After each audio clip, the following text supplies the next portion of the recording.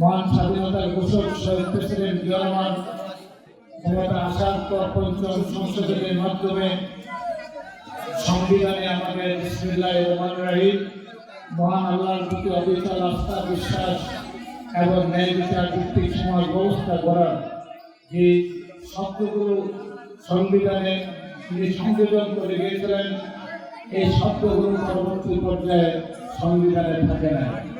আবার যেন আমরা এই লাইন তিনটি সংবিধানে সংযোজন করতে পারি, আল্লাহ যেন আমাদেরকে সেই তৌফিক দান করেন। আপনারা সবাই মিলে বাংলাদেশের জন্য দোয়া করবেন। এখানে বাইরে গিয়ে আমি একটি কথা বলবো, আমাদের প্রিয় নেত্রী যখন খালেদা জিয়া খুবই অসুস্থ, আপনারা যারা এখানে আছেন সবাই ওনার জন্য দোয়া করবেন। আল্লাহ যেন ওনাকে সেবায় দান করেন, ওনাকে হায়াত দান করেন এবং বাংলাদেশকে আমরা যেন একটি শান্তিময় দেশে নিয়ে যেতে পারি। সবাই দোয়া করবেন, আমার জন্য দোয়া করবেন। আমি যেন আল্লাহ সবচেয়ে বড় নিয়ামত হলো সুস্থ থাকা।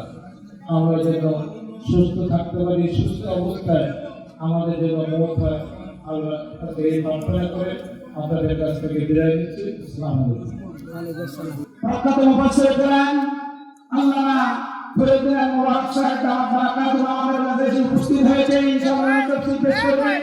আমরা আমাদের মাহফিলের খরচের জন্য সকলের কাছে দিতে পারিনি, অনেকে তাফসীর মাহফিলে দান করার জন্য আগ্রহ, এই কারণে আমরা কিছু ভলান্টিয়ার ভাইদেরকে ব্যাগ দিচ্ছি, যাদের কাছে ব্যাগ আছে ওদেরকে আপনারা দান করেন। আল্লাহ তাআলা সকলের ব্যাগ কবুল করুন। আর ব্যাগগুলো স্টেজে নিয়ে আসেন, ব্যাগগুলো স্টেজে নিয়ে আসেন। আমাদের হযরত আমরা দোয়া শেষ করে তারপর যাব। আর আমাদের আগামী বছর তাফসীর মাহফিল হবে। তাফসীর মাহফিলের তারিখ ঘোষণা করা হলো 21শে ডিসেম্বর থেকে 25শে ডিসেম্বর পর্যন্ত।